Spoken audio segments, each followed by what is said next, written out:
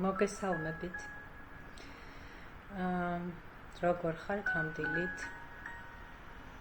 მე რაღაცნაირად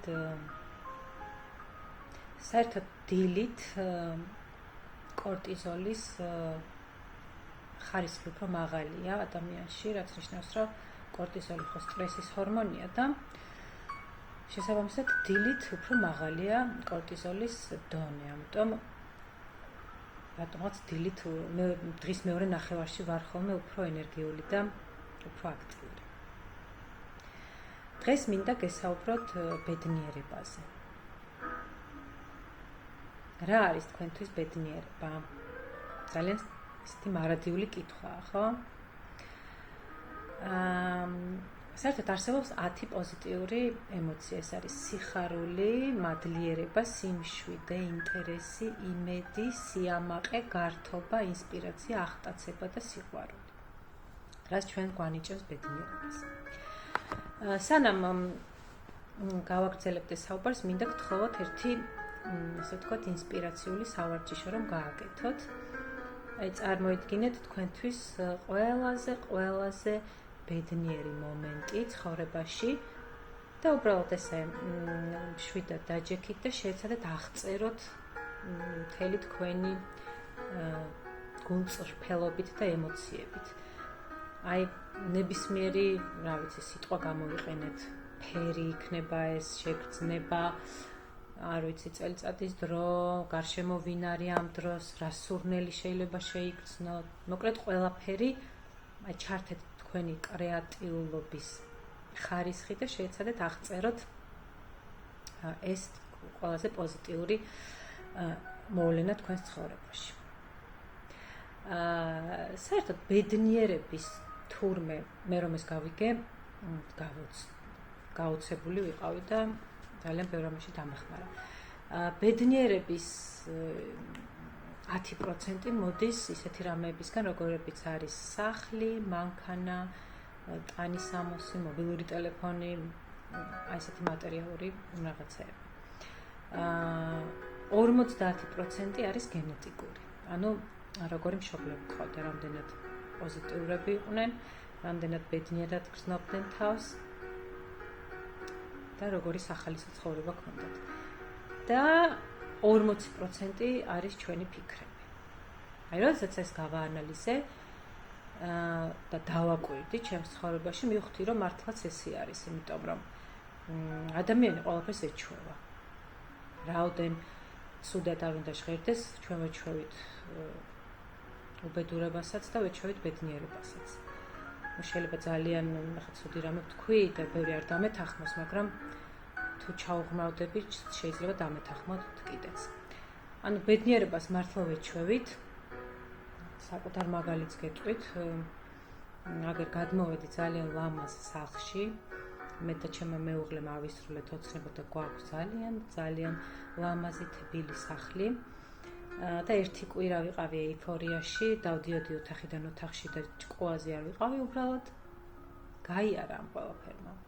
რა თქმა უნდა, მომწონს, სახლიდან გასვლაც კი არ მინდა, ისეთი ძალიან ლამაზი და კომფორტული და თბილია. უბრალოდ გადის ეს ყველაფერი, მე ჩვეულებრივი ამბავია. ისევე როგორც კარგი მანქანა რომ იყიდოთ, რაღაცა შეიძლება ერთი თვე ჭკუაზე არ იყოთ, გიხაროდეთ და საბოლოო ჯამში შემდეგ ეგეც ჩვეულებრივი ამბავი გახდება. ამიტომ, როდესაც გავაანალიზე, რომ თურმე ფიქრებს რამხელა მნიშვნელობა აქვს ჩვენი ბედნიერების მოპოვებაში, შემდეგ დავიწყე ამაზე მუშაობა. და გენეტიკა, თუ გავითვალისწინებთ იმას, რომ დედამჩემი არის საოცრად პოზიტიური ადამიანი, ну მამაჩემი მძიმე ადამიანია, მაგრამ ეტყობა მე მაინც დედაჩემისკენ წავედი. ცოტა ხანდახან ვიცი ხოლმე, დიდხანს ვიცი რაღაცის მოთმენა, ვითმენ და მე თუ ამომასხა, ერთიანად ვიცი ხოლმე რაღაცა, არ ვიცი, მეც ბრაზდები და შემიძლია ვიყვირო, ვიცილო და ასე შემდეგ. უბრალოდ მე მაინც ვთვლი, რომ დედაჩემმა გადაწონა, ის იმდენად პოზიტიური ადამიანია და ისე უყვარს ცხოვრება, რომ მე გენეტიკურად მაინც დედაჩემის მხარეს ვარ. და ფიქრები. 40% თურმე ჩვენი ბედნიერებზე დამოკიდებულია ფიქრებზე და ეხლა თქვენ თვითონ დაფიქრდით, როგორ შეიძლება ეს განავითაროთ და საკუთარ თავს ჩაუღრმავდეთ და თქვენი ფიქრების კონტროლი ისწავლოთ. სწორედ ეს კოგნიტურ-ბიჰევიორისტული თერაპია, რაც ვახსენე ადრე, ისიც ძალიან ხელს უწყობს აი ჩვენი ფიქრების და ემოციების კონტროლს. და კიდევ ერთი რამე მინდა გითხრათ, რომ ბედნიერება ზოგადად მართლა ფიქრები განსაზღვრავენ და მადლიერების გამოხატვა ძალიან სასარგებლოა ადამიანის განწყობისთვის და პოზიტიურ და საერთოდ სხვა სიხშირეზე გადაყავს ადამიანი. იმიტომ რომ სამყარო დუალურია, რა თქმა უნდა, ცუდიც ხდება და კარგიც. და ჩვენ რატომღაც სულ რაღაცა ცუდი, ნეგატივისკენ მიგვიწევს გონება, რაღაცა ისეა ჩვენი ტვინი მომართული, არ ვიცი. მაგრამ თუ გაწვრთნი ესე ვთქვა ჩემ ტვინს და მადლიერების პრაქტიკას დაიწყებ, საერთოდ შეგეცვლება განწყობა, იმიტომ რომ ეს სამყარო ლამაზია. გარშემო უამრავი კარგი ხდება მიუხედავად იმისა, რომ ეხლა ძალიან მძიმე პერიოდია და ხდება ძალიან ცუდი რაღაცები, მაგრამ რაღაცნაირად უნდა ვიცადოთ, რომ გადავერთოთ პოზიტიურ ტალღებზე და მადლიერების პრაქტიკაზე, იმიტომ რომ ადამიანს ზოგადად უბედურს ხდის ის, რასაც ვერ აკონტროლებს და ზედმეტი მოლოდინები. რატომ უნდა ვიფიქროთ ახლა ჩვენ იმაზე, რასაც ვერ ვაკონტროლებთ, ხო? რანაირად შევცვლით ახლა კორონა იარსებებს იქამდე სანამ არ გაქრება. არ ვიცი, ეს ვაქცინა იქნება თუ რა იქნება. და ამაზე ახლა ჩვენ თავს ხდეთ და ვინერვიულოთ 24 საათი ტელევიზორს ვუყუროთ, რომ აი რა ვქნა ვინერვიულო რა, პირიქით ჩვენ თავს ვნებთ და ადრე სხვა ვიდეოში ვთქვი, რომ სტრესის დროს კორტიზოლი გამოიყოფა, რომელიც ადამიანის იმუნურ სისტემას აუარესებს და პირიქით უფრო მარტივად გავხდებით ალბათ თუ კი მუდმივად ვინერვიულად. ამიტომ მადლიერების გამოხატვა ჩემი აზრით ძალიან კარგია. მაგალითად შეგიძლიათ ყოველ დილით მედიტაციის დროს უთხრათ, ყოველ დღე უთხრათ თქვენს თავს მოძებნოთ ის 3 რაღაც რისთვისაც მადლიერი ხართ.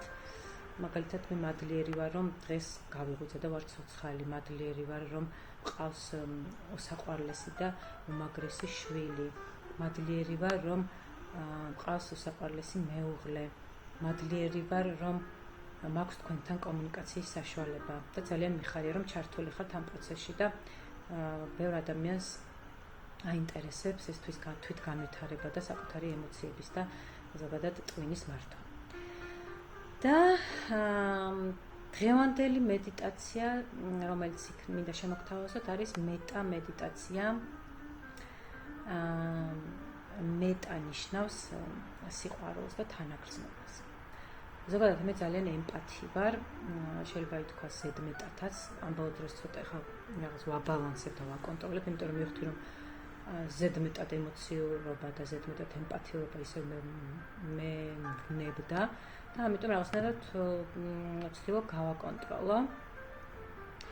მოკლედ მეტა ნიშნავს სიყვარულს და თანაგრძნობას და მეტა მედიტაცია არის შემდეგი პრაქტიკა. როდესაც ადამიანი მშვიდად დაჯდება, შეუძლია ჩართოს მისთვის საყვარელი მუსიკა, ზოგადად გირჩევთ რომ ნებისმიერი მედიტაცია გააკეთოთ ყურსასმენით, იმიტომ რომ კონცენტრაცია და ის სიხშირე ენერგეტიკის უფრო მოდის მარტივად და მეტა მედიტაციის დროს აი ესე ვჯდები წნარად და ვამბობ შემდეგ რაღაცებს. ჯერ საკუთარ თავზე ვამბობ სიტყვებს, რომ მე ვარ ბედნიერი, მე ვარ მშვიდად, მე ვარ უსაფრთხოდ, მე ვარ ჯანმრთელი. შემდეგ იგივე სიტყვებს იმეორებ შენთვის საყვარელ ადამიანზე. შეიძლება ეს იყოს შვილი, შეიძლება ქმარი, მეგობარი, არ ვიცი, საყვარელი ადამიანი, ბებია, ბაბუა და ასე შემდეგ. შემდეგ უკვე ირჩევ იმ ადამიანს, ვისთანაც გაქვთ კონფლიქტი და ან ნებისმიერი ნეგატიური მოგონება გაკავშირებ და იმ ადამიანის შესახებ იმეორებთ იგივეს. წარმოიდგინეთ რა ძლიერი მედიტაციაა, რომ ბრაზისგანაც გათავისუფლებთ და საერთოდ სხვა სიხშირეზე გადაყავხართ. და ბოლოს უკვე სამყაროში ნებისმიერი ადამიანის შესახებ ამბობთ, ანუ მთელ სამყაროს მიმართავთ, რომ ჩვენ ვართ ბედნიერები, ჩვენ ვართ ჯანმრთელები, ჩვენ ვართ უსაფრთხოდ, ჩვენ ვართ არ ვიცი, მშვიდად. და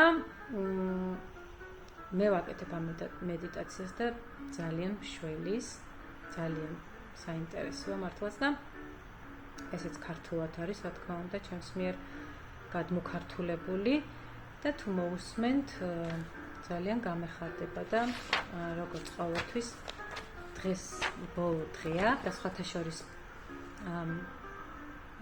მიხარია ამდენი ადამიანი ჩაერთო და რამოდენიმე ადამიანს აქვს ერთნაირი ქულები.